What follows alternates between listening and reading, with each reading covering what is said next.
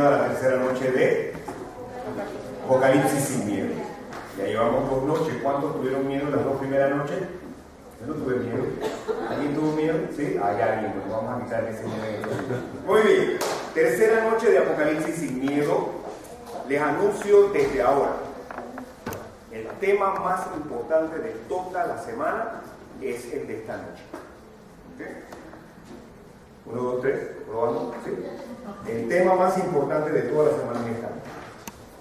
Comprender el tema de esta noche es asegurar que el resto del libro de Apocalipsis no nos va a dar miedo. Muy bien, así que vamos a prestar atención a lo que nos dice la Sagrada Escritura en el libro de Apocalipsis, en esta sección, Apocalipsis sin miedo. ¿Qué es lo que estamos haciendo? Lo que estamos haciendo es leyendo el libro de Apocalipsis, donde el apóstol Juan describe lo que experimentó estando en la isla de Patmos y cómo se encontró con el Señor Jesús, con su maestro, y las indicaciones que el Señor Jesús le dio a él en la isla de Patmos, las revelaciones que él le presentó. De hecho, la palabra Apocalipsis no significa destrucción, fin del mundo. La palabra Apocalipsis es la primera palabra con que comienza el libro. Y en español, la palabra es la revelación. La palabra Apocalipsis en griego equivale a revelación, destapar, revelar. Muy bien. Entonces, eso es lo que estamos haciendo. ¿Por qué estamos haciendo esto? Lo estamos haciendo porque queremos saber lo que el futuro nos depara con certeza. ¿Sí o no? Nos gustaría saber qué es lo que viene en el futuro y por eso estamos viendo las páginas del libro de Apocalipsis. ¿Por qué vamos al Apocalipsis? Porque en 2 de Pedro 1:19 aprendimos desde la primera noche que tenemos la palabra profética más segura.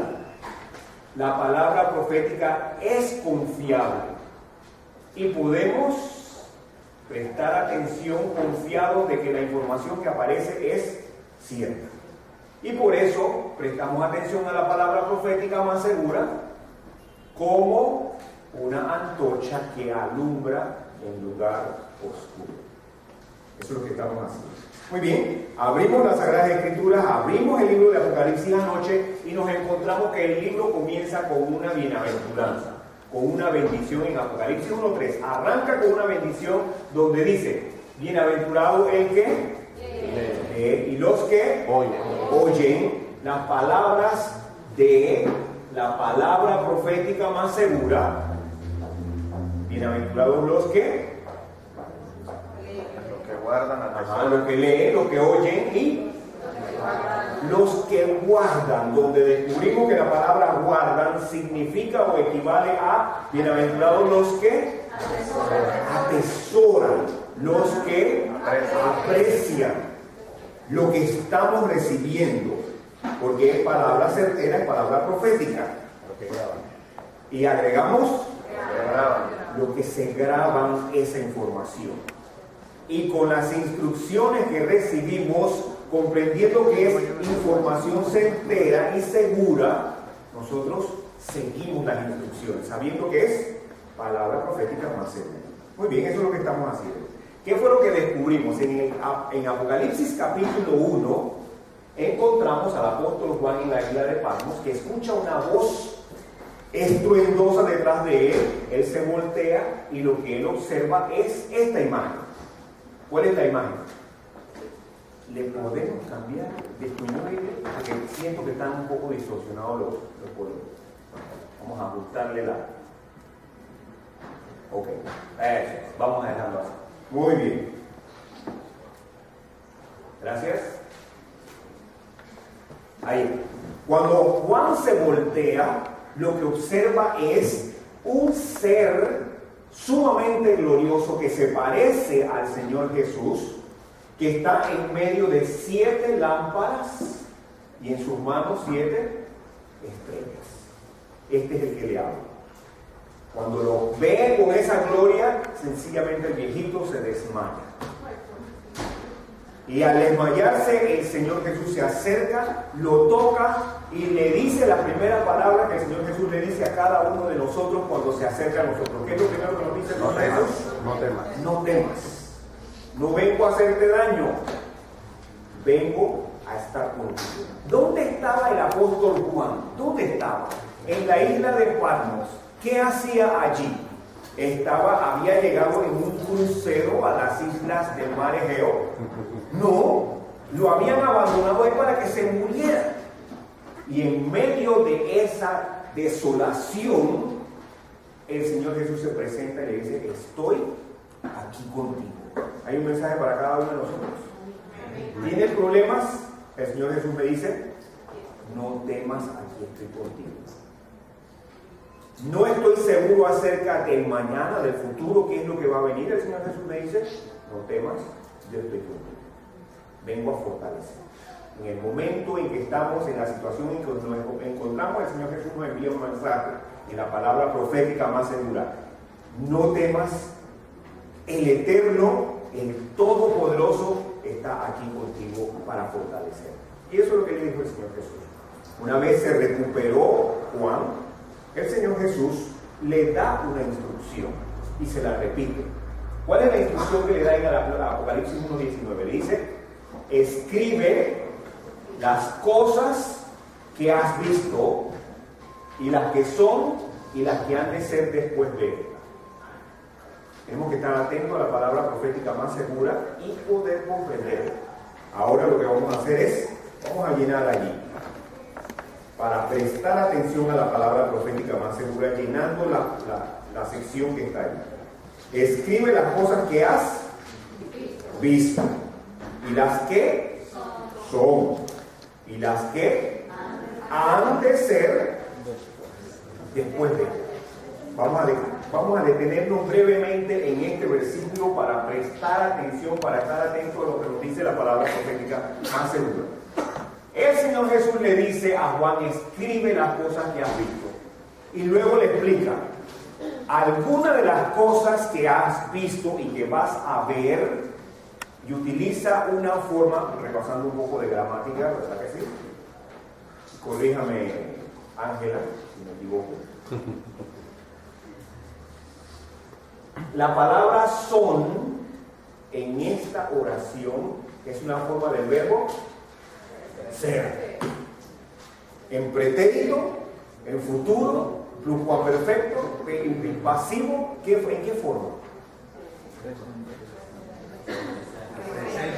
Presente. Yo soy, tú eres, vosotros sois, ellos son. Está hablando en términos de presente. Note lo que le está diciendo el Señor Jesús a Juan: ves cosas, escribe las cosas. Algunas de las cosas que has visto y vas a ver son. ¿Qué quiere decir eso?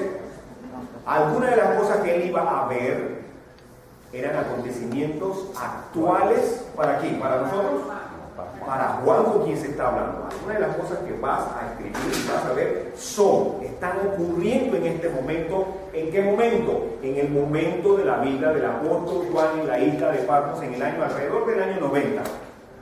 Y luego le dice: hay algunas otras cosas que vas a ver que han de ser, y ahí sí no me atrevo a decir qué clase de forma del verbo es, ahí sí que no tengo idea, pero sí entiendo que aquí dice después.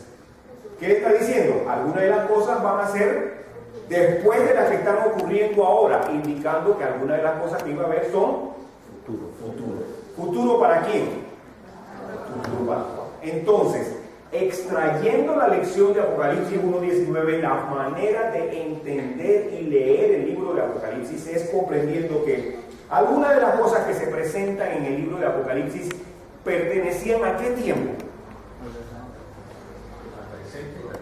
¿Presente de quién? De Juan. De Juan. En el año 90 de la era cristiana. Y algunas de las cosas iban a ser futuras para Juan. Entonces, nosotros entendemos que el libro de Apocalipsis comenzó en la época de Juan y continúa la historia hasta llegar a nosotros y continúa ¿hasta cuándo? hasta la redención, que es el fin del libro del Apocalipsis, el regreso glorioso del Señor Jesús. Nosotros entendemos que es la revelación de una historia que aún está en proceso y culmina con el regreso del Señor Jesús. ¿Por qué lo digo? ¿Y por qué nos detenemos en ese versículo? Porque hay diferentes maneras de interpretar las Sagradas Escrituras y el libro de Apocalipsis. Y algunos dicen, todo lo que aparece en el libro de Apocalipsis pertenecía a la época de Juan. Olvídate de eso, que ya eso no tiene significado para nosotros ahora en el siglo XXI. Esa es una forma de interpretarlo. Otra forma de interpretarlo es, todo lo que aparece ahí es para el fin del mundo. No te preocupes que eso no es para ahora, no tiene significado para ahora, sino para el futuro. Lo que yo entiendo en las Sagradas Escrituras es, algunas cosas estaban aconteciendo en el día en que el apóstol Juan estaba en Patmos, y algunas cosas iban a ser futuras para Juan. ¿Y dónde termina el libro? En el regreso del Señor Jesús. En otras palabras, el Apocalipsis todavía está en desarrollo y continúa. Muy bien, una vez repasado esta parte gramatical, continuamos. ¿Qué le dice nuevamente el Señor Jesús a Juan? Le dice, escribe en un libro lo que ves, y lo que escribas, envíalo a las 7 iglesias que están en Asia. Ya vimos que esa Asia era una provincia de Roma que está en lo que hoy en día es Turquía. ¿Cuáles eran esas 7 iglesias? Tenían nombre, el nombre de la ciudad. En esa ciudad había una iglesia cristiana: Éfeso, Esmirna, Pérgamo, Tiatira, Sardis, Filadelfia y la Odisea. Estos no son nombres inventados, metafísicos, imaginarios. En aquella época habían estas ciudades, existían en esas ciudades. Y de hecho, vamos a hacer un repaso geográfico de esas ciudades. Aquí tenemos el mar Mediterráneo, aquí está el Medio Oriente, aquí está Egipto, aquí está Italia, aquí está lo que hoy en día es Grecia, y aquí está Turquía, lo que hoy es Turquía. En aquella época, este territorio, que era parte de lo que hoy es Turquía, se llamaba Asia. Y estaba cerca, muy cerca de la isla donde estaba el apóstol Juan. Esas 7 iglesias son las siguientes: Éfeso, Esmirna, Pérgamo, Tiatira, Sardis, Filadelfia y la Odisea. De esas iglesias conocemos algunas, como por ejemplo en Éfeso, que se menciona en el libro de Hechos. Por ahí cerca también había otra iglesia, otra ciudad que se llamaba Colosas, que recibió una carta del apóstol Pablo. Esas eran ciudades reales. Y vamos a ver qué es el mensaje que le manda el Señor Jesús a través de Juan en ese libro a cada una de esas iglesias. Veamos, ¿cuál era la primera de esas iglesias? La primera de esas iglesias tiene el nombre Éfeso. Vamos a ver un poco de lo que queda de aquellas ciudades que pudo haber conocido Juan en su época, lo que queda de esa ciudad. Ahí está Éfeso. Éfeso era una ciudad portuaria muy importante y tenía una biblioteca muy importante. Esto es lo que queda, las ruinas de esa biblioteca quedan, y la gente va a visitarlo porque es lo que queda de aquella ciudad. Aparte de la biblioteca, lo más extraordinario de la ciudad era una de las 7 maravillas del mundo antiguo, que era el templo de Diana en Éfeso. Eso era algo fuera de lo común, sumamente lujoso, sumamente hermoso. De acuerdo con los escritores de aquella época, dice, eso era una maravilla. ¿Recuerdan lo que ocurrió en Éfeso y en ese templo? Cuando llegó Pablo a la ciudad, como era su costumbre, llegaba Pablo a una ciudad y la ciudad no dejaba de ser lo que era normalmente. Una conmoción se formó. ¿Por qué? Porque muchos de los que estaban en Éfeso escucharon el evangelio del apóstol Pablo, creyeron en el Señor Jesús, abandonaron sus prácticas de hechicería y etcétera, etcétera, y se reunieron y quemaron los libros de hechicería. Pero cuando los que estaban vinculados al templo de Diana se dieron cuenta de que estaban perdiendo feligreses, se revolvieron y causaron una confusión porque querían deshacerse del apóstol Pablo. Se formó una conmoción en la ciudad. Los que creían en Diana cantaban y cantaban y cantaban. ¿Qué cantaban? ¿Quién recuerda qué cantaban? Una y otra vez, una y otra vez. Grande Diana de los Efesios. grandes Diana de los Efesios. Por 2 horas dice el libro de Hechos. Estaban enajenados y querían deshacerse de Pablo. Por suerte algunos de los amigos de Pablo le dijeron, ni te aparezcas, porque te van a linchar. Y al final de cuentas la gente se fue. La conmoción se deshizo porque se dio cuenta de que, bueno, ¿cómo se llama? El líder, la autoridad de la ciudad le dijo, ¿qué es lo que cantan? Si todo el mundo sabe que Diana es la diosa de esta ciudad, ¿qué es lo que le pasa? Y los mandó, no, váyase todo el mundo, y todo el mundo se fue. Y se acabó la historia de la conmoción causada allí, cerca de ese templo de Diana en Éfeso. Aparte del templo de Diana en Éfeso, había lo que es conocido como un anfiteatro. Y ahí quedan restos de ese anfiteatro.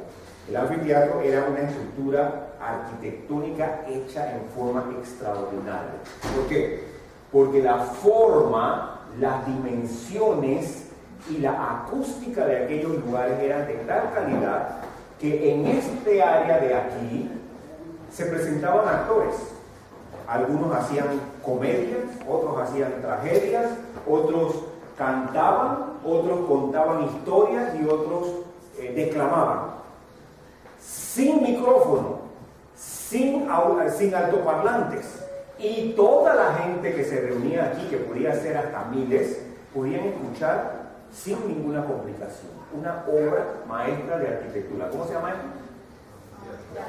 Recuerden, esto es un anfiteatro. Y este anfiteatro, o lo que queda de él, estaba en la vía principal de la ciudad de Éfeso. Allí, en esa ciudad, había una congregación de cristianos. Y se reunían. Y mientras el apóstol Juan estaba en Patmos, en la isla, allá había una iglesia que se reunía. Era una realidad en aquella época. Entonces ahora el Señor Jesús le dice a Juan, tengo un mensaje para esta iglesia. Mándale este mensaje a la iglesia de Éfeso. Veamos lo que nos dice el libro de Apocalipsis en el capítulo 2. Y dicho sea de paso, el libro de Apocalipsis lo podemos dividir en 7 secciones. Algunos lo dividen en 8, pero es decir, yo prefiero trabajar con 7. 7 secciones. Cada una de estas secciones tiene, y debemos recordarlo toda esta semana, tiene una introducción y luego viene un contenido. En esta sección que ocupa los capítulos 1, 2 y 3, la primera sección, la introducción fue el capítulo 1. Ahora en el capítulo 2 y en el capítulo 3 viene el contenido de esa sección, que son los mensajes del Señor Jesús a cada una de esas 7 iglesias que estaban en Asia. Muy bien, ¿qué es lo que le dice el Señor Jesús a la iglesia de Éfeso para que lo leyeran? Para que lo oyeran, para que lo guardaran. Veamos lo que dice. Cada uno de estos mensajes tiene una estructura semejante y lo vamos a ir notando a medida que vamos avanzando. Lo primero que presenta ese mensaje es una presentación del Señor Jesús de sí mismo. Dice así: escribe al ángel de la iglesia en Éfeso, el que tiene las 7 estrellas en su diestra, el que anda en medio de los 7 candeleros de oro, dice eso. ¿Quién es ese? Jesús. El Señor Jesús se está presentando a sí mismo y le dice: yo, el que Juan vio en la isla de Patmos en forma gloriosa, yo les mando un mensaje a ustedes en Éfeso. Y veamos lo segundo. Primero se presenta y luego viene en la estructura algo que se repite carta tras carta, mensaje tras mensaje. Lo siguiente que dice el Señor Jesús a cada una de estas iglesias es: yo conozco tus obras. El Señor Jesús le está diciendo a Juan: yo sé lo que está pasando. ¿Dónde? En Éfeso. ¿Existía la iglesia de Éfeso? Sí. Y el Señor Jesús le dice: yo sé lo que está pasando allá en Éfeso. ¿Qué es lo que está pasando? Él repite una y otra vez: yo conozco tus obras a cada una de las iglesias. ¿Qué era lo que estaba pasando en Éfeso? Veamos lo que estaba pasando en Éfeso. Pero antes o después, dependiendo de la carta, de mandar el mensaje, él hacía una aclaración, no, más bien, una instrucción. Es una instrucción. ¿Qué le dice? El que tiene oído, oiga lo que el Espíritu dice a las iglesias. ¿Qué era lo que estaba recomendando el Señor Jesús? Esta es palabra profética. Presta atención, estad atentos porque esta es información importante para ustedes ahí en Éfeso. Veamos lo que dice. Yo sé lo que está pasando en Éfeso. ¿Qué estaba pasando en Éfeso? Dice, yo conozco tu arduo trabajo, tu paciencia. Sé que no puedes soportar a los malos y has probado a los que dicen ser apóstoles y no lo son. Los has probado y no has desmayado.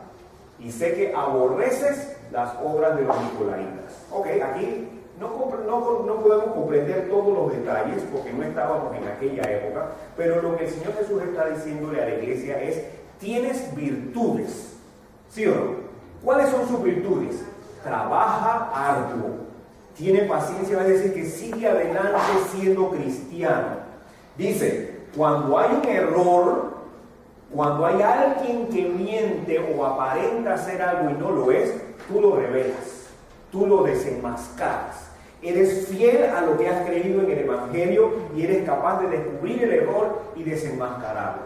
No soportas a aquellos que introducen o quieren introducir ideas que no están de acuerdo con el Evangelio. ¿Y qué es lo que haces? Los cortas, no les das la oportunidad. Eres fiel, eres firme y eres constante en el Evangelio. Genial, es bonito. Estaba formado por personas que tenían un criterio bien formado y que podían descubrir el error y eran fieles a lo que creían. Esas son las virtudes. En cada una de las iglesias, en cada uno de los mensajes, se revela la virtud de esa iglesia si la tiene.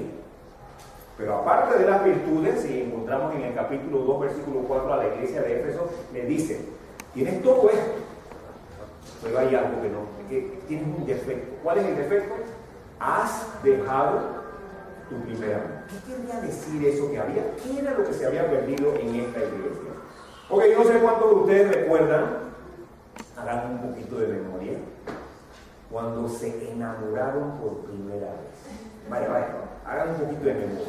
Estoy seguro de que todos pasamos por esa experiencia. ¿Recuerdan ustedes la ternura, la emoción, la felicidad, el positivismo, ¿sí o no? Todo era color de rosa, ¿sí o no? Pues algo de esto se había perdido en esa iglesia. ¿Qué creen ustedes que se había perdido? Esa ternura, esa consideración, ese positivismo que viene con el Evangelio de la persona que ha experimentado la salvación en ese momento. Habían evolucionado, habían tenido que luchar tanto con el error que ahora lo que eran defensores fieles del Evangelio, pero habían perdido lo más importante, ¿qué? El amor por las demás personas, el perdón, la armonía, la consideración. Eso era lo que estaba ocurriendo en Éfeso en ese día en que Juan estaba en la isla de Patmos. ¿Tenía razón o no tenía razón de estar preocupado Juan? Sí, pero ¿qué dijo el Señor Jesús? No temas. ¿Y cómo se presentó? Se presentó en medio de las 7 lámparas, representación simbólica de las 7 iglesias. Entonces ahora el Señor Jesús le está dando a entender a Juan, yo sé lo que pasa en esa iglesia, yo sé lo que ellos necesitan. ¿Qué era lo que necesitaba esta iglesia? Amor, recuperar el amor de la salvación en el Señor Jesús. Y Él dice, yo te puedo dar lo que tú necesitas para que puedas vivir como debes vivir gozosamente en el Evangelio. Y luego, al final, en cada una de las 7 iglesias, el Señor Jesús ofrece un premio o premios a los vencedores. ¿Quiénes creen ustedes que son los vencedores en Éfeso? ¿Superhombres? ¿Supermujeres? ¿Quiénes son? ¿Los qué? Los que leen, los que oyen y los que guardan la palabra de esta profecía. Los que están atentos a la palabra profética. Y entonces les está diciendo a aquellos que están reunidos, imagínense ustedes, así como ahora, y que de pronto alguien dice, tengo una carta del apóstol Juan que me ha llegado aquí, y de pronto comienzan a escuchar Yo conozco tus obras, dice que está en medio de las 7 candeleros, que es nuestro Señor Jesús, el Eterno, el Todopoderoso. Yo sé que aquí en esta iglesia hay paciencia, hay fe, se lucha contra el error, se defiende el Evangelio, pero se ha perdido el amor. Recupera lo que se ha perdido para que puedas seguir adelante con gozo. Eso lo escucharon ellos, eso lo escucharon ellos. ¿Cuántos fueron vencedores? No lo sabemos, solamente la eternidad nos lo dirá. ¿Cuántos escucharon, leyeron y guardaron las palabras de esa profecía? Esa es una de las iglesias. Ahí está la otra, la segunda, Esmirna. Esta es la ciudad de Esmirna. Queda muy poco también, pocas ruinas de lo que pudo haber sido la ciudad que vio Juan en la época en que visitaba la iglesia. A la iglesia de Esmirna, el Señor Jesús también le dice: yo conozco tus obras. ¿Cuál es la condición de la iglesia de Esmirna? Nos dice en el Apocalipsis 9 y 10: yo sé que tú tienes tribulación y tienes pobreza, y sé que el diablo echará a algunos de vosotros en la cárcel. Eso se le está revelando a estos miembros de la congregación y les dice: sé que están padeciendo por ser cristianos, sé que están perdiendo derechos, sé que están teniendo dificultades, pero el futuro no va a ser halagüeño, porque hay quienes van a caer presos por ser seguidores del Señor. Esa era la situación. Se presenta una virtud. ¿Qué es lo que no se le presenta a la iglesia de Esmirna? No hay defectos, no se menciona defectos. Y luego le dice a todos: escuchen, presten atención lo que el Espíritu le está diciendo a las iglesias. Y al final le da la palabra del premio. ¿Cuál es el premio? Dice: el que venciere no sufrirá daño de la segunda muerte. Este término segunda muerte lo vamos a estar viendo el viernes en la noche. ¿Qué significa eso? Y luego le dice: sé fiel, aunque te cueste la vida, porque yo te daré la corona de la vida. Es un premio. Y recuerden esto. ¿Quién va a recibir corona? Los que son fieles. ¿Sí? Un premio para ellos. Tercera iglesia, Pérgamo. La ciudad de Pérgamo se caracterizaba por ser una ciudad que tenía una colina alta donde el pueblo se reunía. En esa colina estaba el altar de Zeus, y aparte de eso había un lugar donde la gente se reunía que se llamaba Acrópolis. ¿Qué quiere decir Acrópolis? Acro quiere decir alturas y polis, mucha gente se reunía en aquella colina para celebrar, para festejar, para adorar a Zeus. En esa iglesia, en esa ciudad había una iglesia cristiana. ¿Qué tenían allí? Noten ustedes, en esa colina donde la gente se reunía para adorar a Zeus, para celebrar, ¿qué había allí?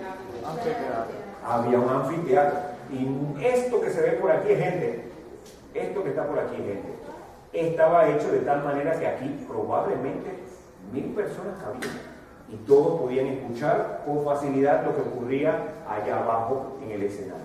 Pues bien, ahí en la iglesia de Pérgamo, el Señor Jesús le vuelve a decir: yo conozco lo que está pasando en Pérgamo. ¿Qué estaba pasando en Pérgamo? Dice: virtudes. Sé que retienen mi nombre. En otras palabras, eran cristianos. Se reunían, alababan el nombre del Señor Jesús, escuchaban el Evangelio. No has negado mi fe. Seguían siendo cristianos. Y luego vienen los defectos. Dice: ahí en tu iglesia hay quienes retienen la doctrina de Balaam. Y también tienes a los que retienen la doctrina de los nicolaítas. ¿Qué diferencia había con Éfeso? Los de Éfeso cortaban y no le daban oportunidad a nadie que introdujera algo que estaba en contra o a diferencia del Evangelio. ¿Qué estaba ocurriendo en esta iglesia? Se reunían, alababan a Dios, eran salvos en el Señor Jesús, pero entre los que estaban sentados habían algunos que decían: bueno, pero nosotros somos cristianos, pero podemos, quién sabe, tener alguna imagen por allí que nos ayude a alabar a Dios, y inclusive podríamos tener algunas siervas en la iglesia que nos ayuden en los rituales. No era más que lo que hacían los paganos, ¿Cuál era la doctrina de Balaam? ¿Quién recuerda el Antiguo Testamento, el libro de Números? ¿Qué es lo que hizo Balaam? Balaam le dijo, vamos a traer a las chicas, vamos a invitarlos a las fiestas a los judíos, que se acuesten con las chicas, que forniquen y los vamos a apartar de la protección de Dios. Entonces, el apóstol Juan está diciendo, en aquella iglesia había algún tipo de doctrina que estaba en contra del Evangelio, y ahí estaba. Y estaban presentes, y a diferencia de los efesios, estos los aceptaban. Okay, bueno, él tiene una variante de nuestro culto, así que vamos a dejarlo correr. Eso es lo que estaba ocurriendo allí en esta iglesia. Nuevamente vuelve a decir, el que tiene oído, oiga lo que el Espíritu dice a las iglesias. Esto era lo que estaba ocurriendo en aquellos días. Al que venciere, le daré de comer del maná escondido, y le daré una piedrecita blanca, y en la piedrecita escrito un nombre nuevo. ¿Cuál era el objetivo de esta carta? Que el Espíritu Santo hiciera darse cuenta a los que estaban en aquella iglesia que había algo que no estaba bien, ¿sí o no? Y actuar al respecto. Después nada más. Okay. Y que reaccionaran y que volvieran a la pureza del Evangelio. Siguiente iglesia, siguiente ciudad, Tiatira. Esta es una ciudad actual que existe, se llama Atizar, y en esta ciudad queda muy pocos restos de lo que pudo haber sido la ciudad en aquella época. A esta iglesia también le dice, yo conozco tus obras. ¿Qué estaba pasando en esta iglesia? Noten, cada iglesia tiene una identidad y una experiencia diferente. Esta dice, sé que tienes lo que no tiene Éfeso. Amor. Tenía fe, se servían unos a otros. Era una iglesia diferente a Éfeso. Éfeso era una iglesia estricta y cuidadosa del Evangelio. Aquí había más servicio, fe, amor y paciencia. Virtudes. Pero luego dice, toleras que esa mujer Jezabel, que se dice profetiza, enseñe y seduzca a mis siervos a fornicar y a comer cosas sacrificadas a los ídolos. En otras palabras, lo que estaba introduciéndose en la iglesia de Pérgamo aquí ya estaba en acción. ¿Qué había? En el culto había una mujer, de acuerdo a lo que dice la Sagrada Escritura, había una mujer que se paraba, tengo un mensaje de parte del Señor. ¿Qué decía esa mujer? Era profetisa. En Éfeso, ¿qué hubiera ocurrido? Siéntate, mujer, y sal de aquí con tu malignidad y tu maldad. ¿Sí o no? Acá ya la mujer se levanta y habla y dice, nosotros podemos tener una variante de nuestro culto y podemos participar de lo que dice el Señor Jesús, fornicación e idolatría. La iglesia se estaba desviando hacia la fornicación y la idolatría, y el ángel o los dirigentes sencillamente, es una variante, y lo estaban tolerando. Es decir, todos sabían que estaba ocurriendo y nadie hacía nada al respecto. Vuelve a decir el Señor Jesús, presten atención y apártense y regresen a la experiencia de salvación en el Señor Jesús. Y al que venciere, yo le daré autoridad sobre las naciones y le daré la estrella de la mañana. Hay un premio para aquellos que prestan atención y guardan el mensaje. Una más, Sardis. Esto es lo que queda de Sardis. Hay una ciudad, ahí solamente hay ruinas. En Sardis, ¿qué era lo que estaba ocurriendo? Yo conozco tus obras, dice el Señor Jesús. Tienes nombre de que vives y estás muerto. En otras palabras, esta era una iglesia que sencillamente era rituales sin salvación, sin Cristo. Se reunían, cantaban, era una actividad social, era una actividad ritual, pero salvación en el Señor Jesús no había. Principio del Evangelio no existía.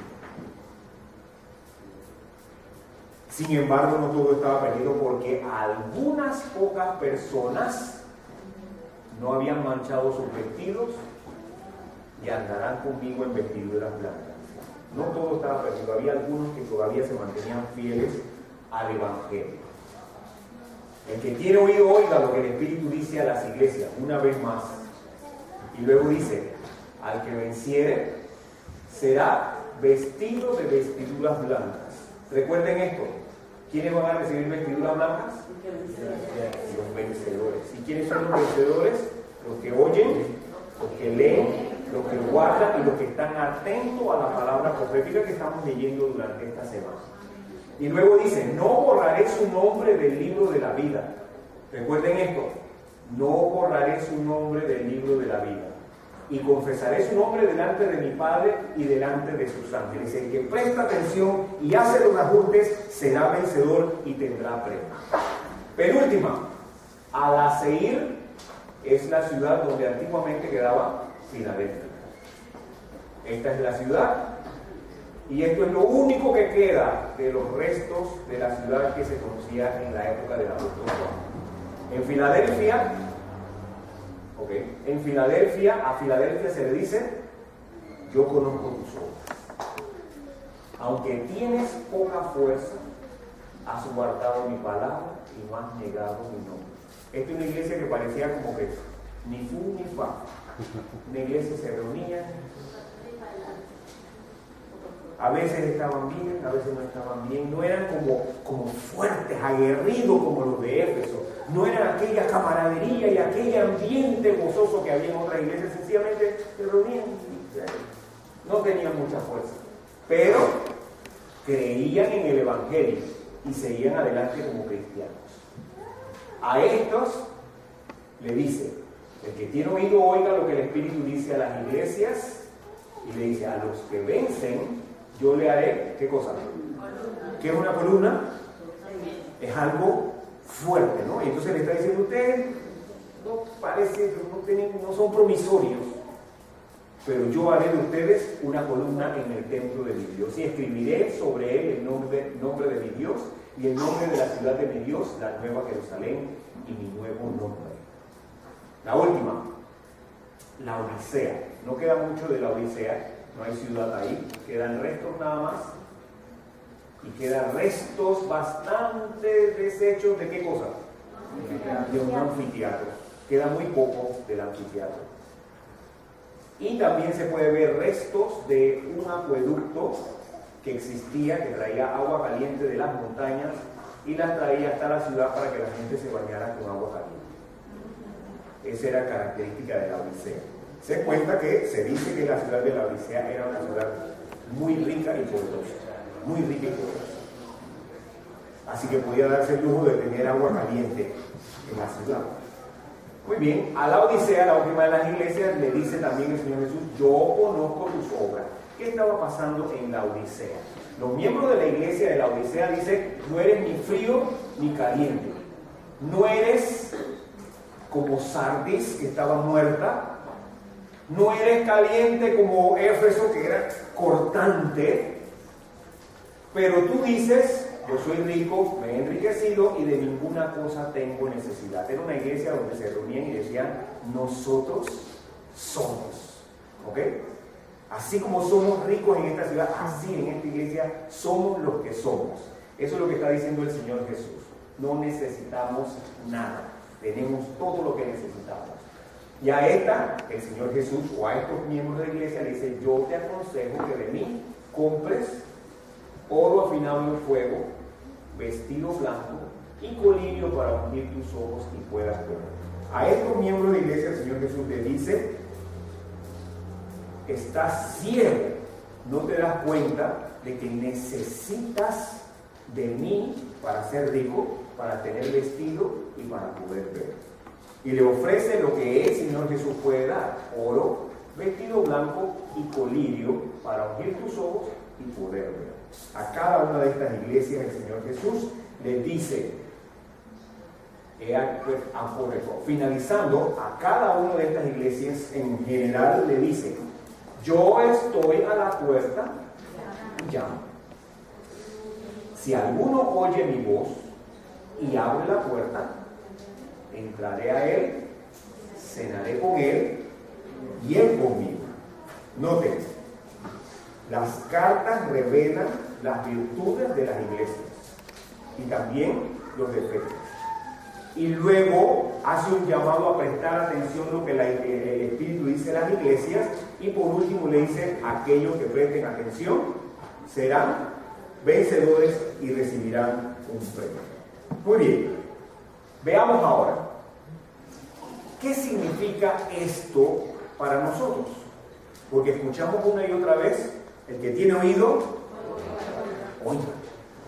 Y nosotros estamos leyendo, estamos oyendo y estamos guardando información importante de la palabra profética más segura a la cual estamos prestándole atención.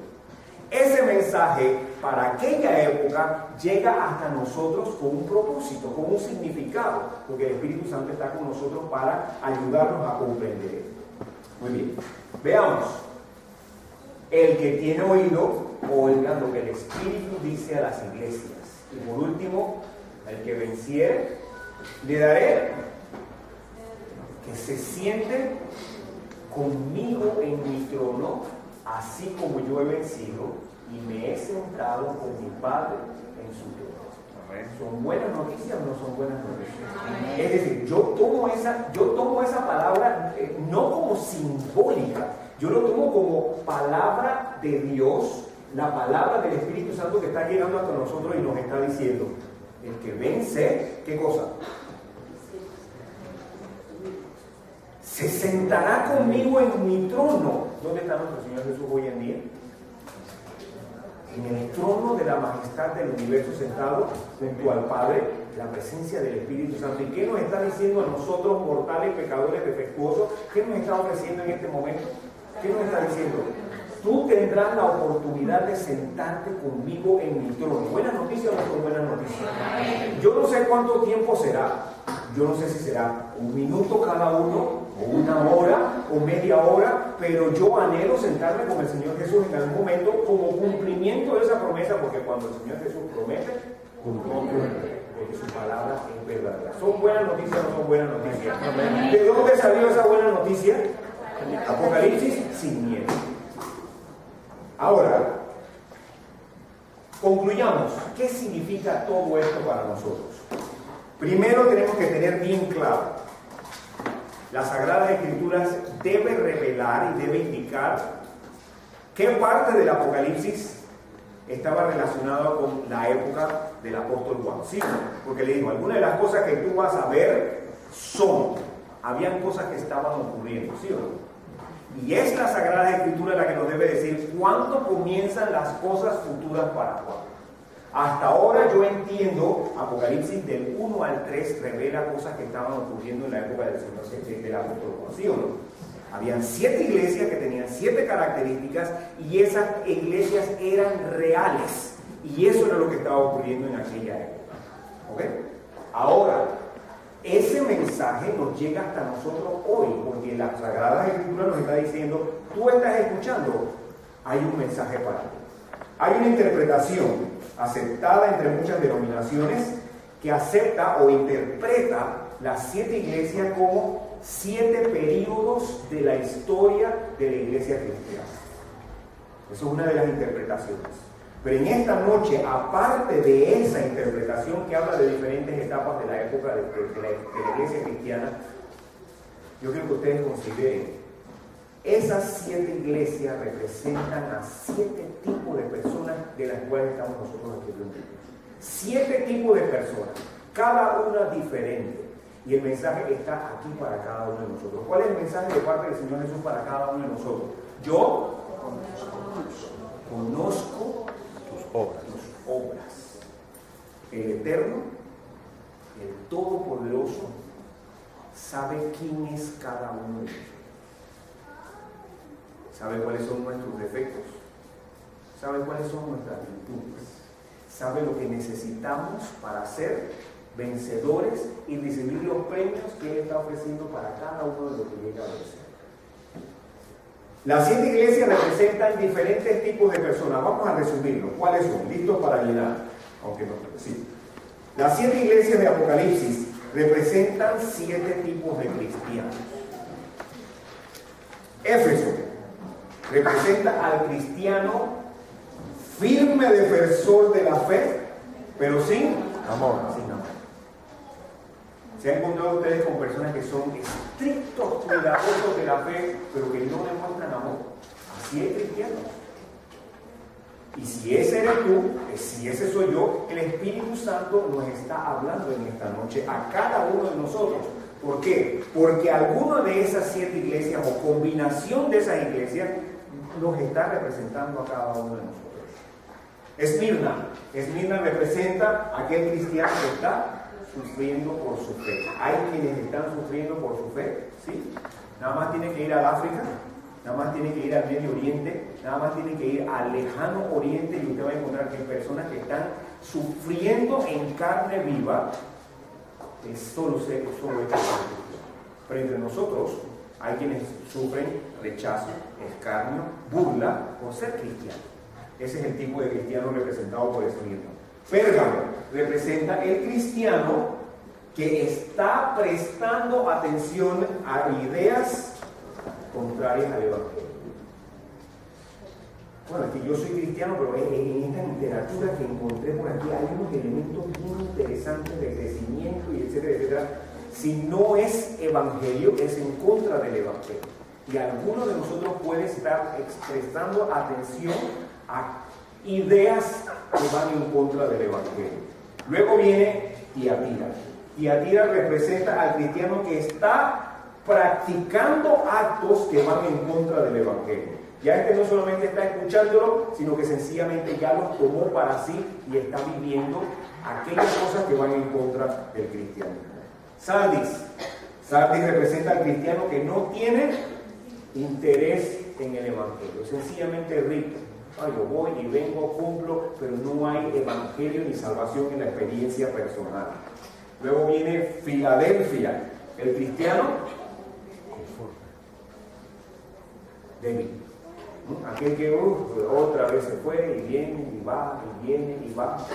¿Conoce usted el tipo de persona? Pues puede ser yo mismo. Voy y vengo, a veces sí, a veces no. No tiene mucha. Otra vez no. Y por último, la Odisea representa al cristiano que se cree consagrado, pero no vive a la altura del evangelio. Alguno de esas iglesias o una combinación de esas iglesias te representa a ti, me representa a mí. Y este es el momento donde el Espíritu Santo desea actuar en cada uno de nosotros. El que tiene oído, oiga lo que el Espíritu le está diciendo en esta noche. El Espíritu quiere que cada uno de nosotros sea victorioso. El Señor Jesús sabe y conoce tu vida detalladamente. Recuerda, Jesús conoce todas tus virtudes. Y aquí voy a pedir que se concentren. Todo lo que vimos anteriormente es historia. Ya eso es pasado. El presente está aquí ahora y el Espíritu Santo actuando en cada uno de nosotros. Y este es el momento donde comenzamos a divagar y a perdernos y a evitar encontrarnos con el Espíritu Santo que está actuando y presentándose entre nosotros. Jesús conoce todas tus virtudes. Jesús conoce todos tus defectos. Jesús conoce todo lo que haces. Jesús conoce todo lo que piensas. Jesús aún conoce todo lo que vas a hacer en el futuro. Él lo repite una y otra vez: yo conozco tus obras.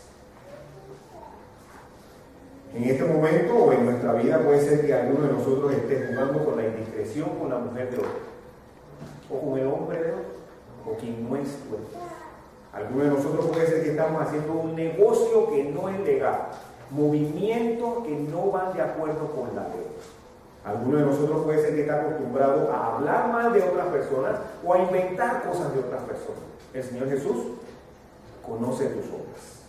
El Señor Jesús sabe que algunos de nosotros estamos mezclando ideas del Evangelio con otras ideas y estamos jugando con ese juego de ideas, metiendo ideas que no son del Evangelio. El Señor Jesús sabe cómo utilizas el tiempo de tu trabajo. El Señor Jesús sabe si estamos insinuándonos con otras personas o si estamos coqueteando con otras personas. El Señor Jesús sabe lo que estás planeando para la próxima semana, conoce todos los detalles. Y en esta noche te dice: yo conozco tus obras y yo quiero que prestes atención, que oigas que leas, que guardes la palabra profética, porque yo quiero que seas un vencedor. Y la única manera de ser vencedor es escuchar la voz del Espíritu Santo y darle la oportunidad de que haga una introspección Él y pueda revelar lo que nosotros somos en realidad. ¿Conocemos nuestras virtudes?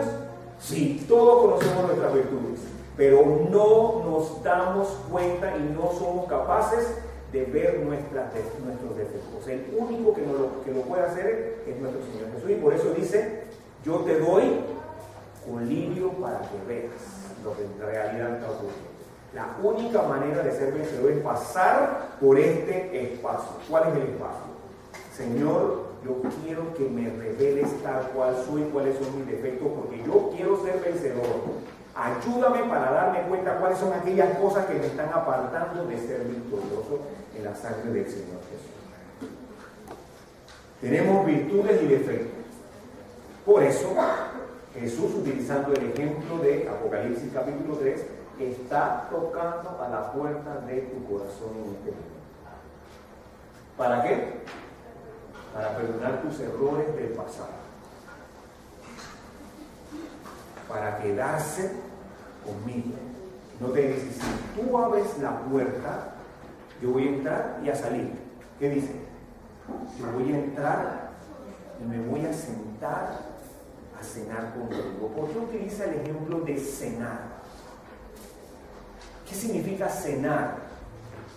Cuando invitamos a cenar, ¿qué es lo que queremos? Compartir con las personas, pasar tiempo, gozarnos, tener camaradería, y eso es lo que el Señor Jesús quiere: llegar a nuestra vida, que nosotros le abramos la puerta de nuestro corazón, Él entrar, y al entrar, ¿qué es lo que hace el Señor Jesús? Uno, ¿quién recuerda?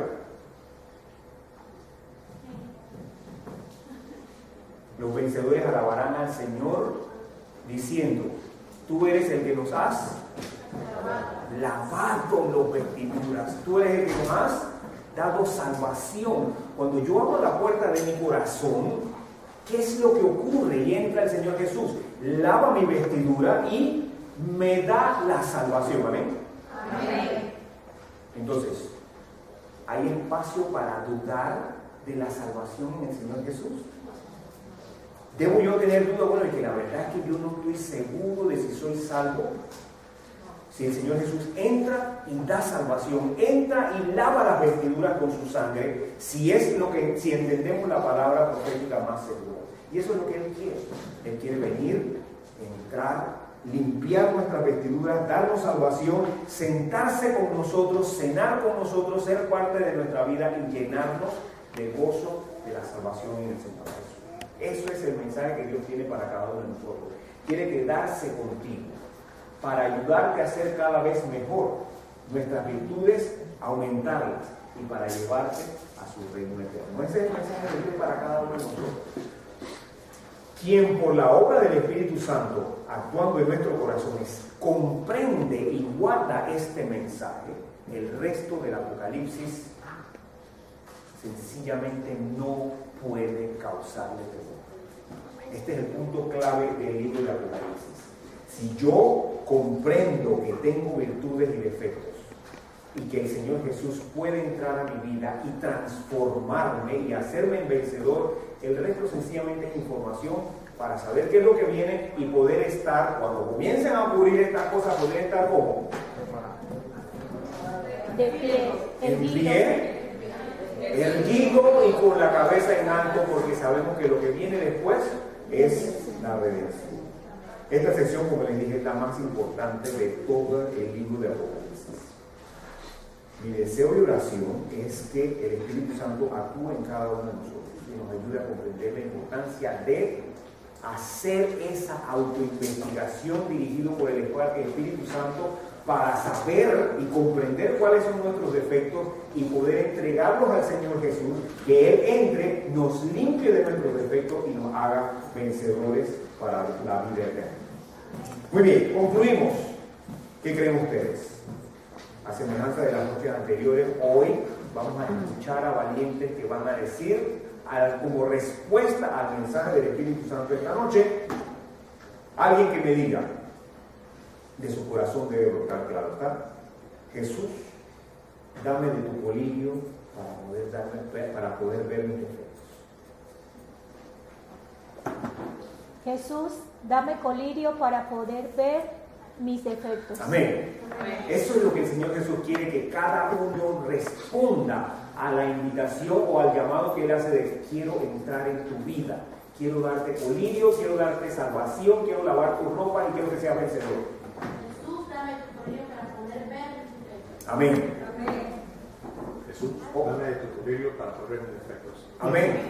Amén. El Señor está escuchando la palabra de cada uno de nosotros. Y también quiero darle la oportunidad a alguien que pueda decir, Jesús, abro mi puerta para que entres en mi vida y me hagas vencedor. Repito, Jesús, abro mi puerta para que entres en mi vida y me hagas vencedor. Alguien que siente esto y quiera compartirlo. Jesús, abre mi puerta para que entre y me haga vencedor. Amén. Yo estoy seguro que algunos de ustedes no se atreven a decirlo porque no se atreven a decirlo, pero lo sienten. Quisiera invitarlos a ponerse de pie. Pero primero, escuchen. Jesús, dame de tu colirio para ver mis defectos. Esto quiere decir que lo que podemos encontrar puede ser que no sea agradable. ¿Se dan cuenta de lo que significa esto? Y vamos a tener que enfrentarnos con nosotros mismos y muchas veces el ser humano reacciona negativamente ante la exposición de los defectos. Pero en esta noche es lo que el Señor Jesús quiere darnos. ¿Cuánto quieren decir conmigo? Jesús, dame de tu colirio para poder ver mis defectos. ¿Quién quiere decir conmigo? Jesús, abro mi puerta para que entres en mi vida y me hagas vencedor. Amén. Oremos. Amoroso Padre que estás en las alturas de los cielos, te damos gracias porque tú nos amas y porque a pesar de que nos conoces y sabes cuáles son nuestros defectos y sabes en qué andamos y sabes qué es lo que estamos planeando, tú nos llamas en esta noche y nos dices, estoy a la puerta y quiero entrar en tu vida. Señor, ayúdanos a responder con la presencia de tu Santo Espíritu a esta exhortación y podamos abrir nuestra vida, nuestro corazón al Señor Jesús, que lo único que quiere es enriquecernos, llenarlo de vida, llenarlo de luz, transformar nuestros defectos en victorias y darnos vida eterna. Amén. Ayúdanos a comprender el mensaje de esta noche. Danos colirio para poder ver nuestros defectos y llevarlos a ti para que tú las laves con la sangre que derramaste en las cruces del Calvario. En este momento abrimos nuestro corazón para que tu presencia sea con nosotros. Puedas quedarte hasta